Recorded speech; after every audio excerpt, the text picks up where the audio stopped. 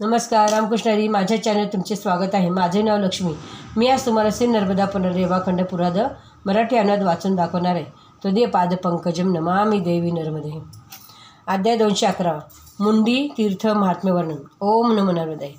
श्री मार्कंडेय वाचित. आश्चर्यभूत लोकस्य देवदेवन यत्कृतं तते सर्व प्रवक्ष्यामि नर्मदा तटवासिनां. मुनीस श्री मार्कंडेय दिले, महादेव श्री शंकराने जे केले ते जगात आश्चर्यकारक आहे.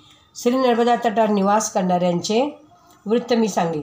एकदा श्राद्ध काल उपस्थित झाल्यावर रक्तचंदनाचे लेपन केलेले देवेश श्री शंकराने कुष्ठी होऊन अनेक कृपण ब्राह्मणाने याचना केली. शरवणाऱ्या ओल्या जखमा तसे माशा व किड्यांनी युक्त असे ते त्वचारोगी झाले.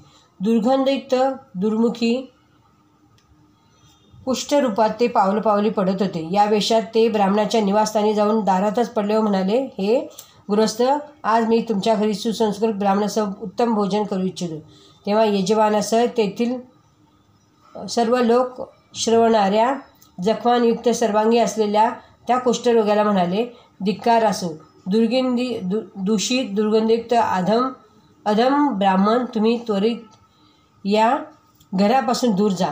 तुम्हाला पाहिल्यावर आम्हा सर्वांनाही उत्तम भोजन अभोज्य वाटेल. तेव्हा असेच व्हावे. हे उद्धरून देवादिदेव श्री महेश्वर त्या श्रेष्ठ ब्राह्मणांदेखत निर्मळ आकाशातून निघून गेले.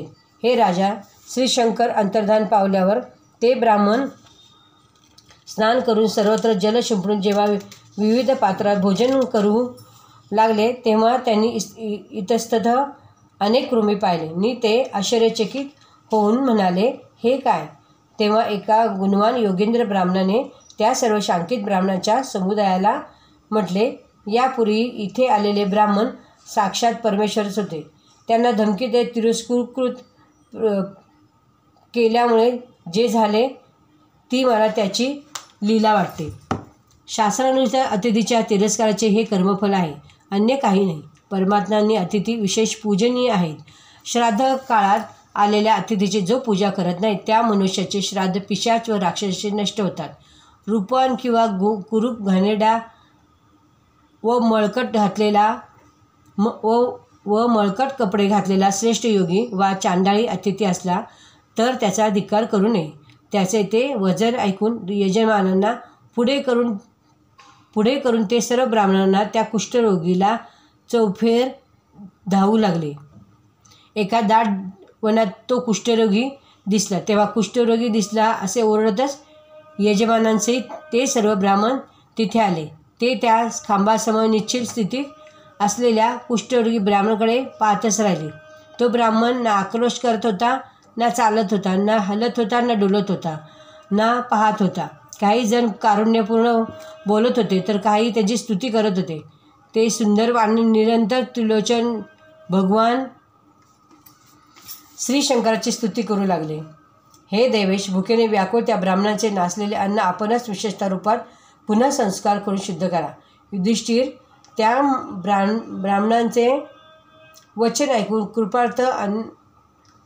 कृपार्थ आशुतोष श्री शंकर प्रसन्न होऊन त्या ब्राह्मणांना वदले, महानुभाव, मी प्रसन्न होऊन ते अन्न तुमच्यासाठी अमृत समान केले आहे.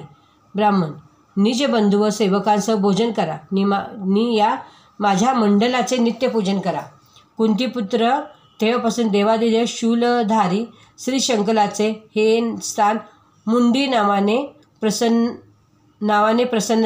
प्रसिद्ध झाले.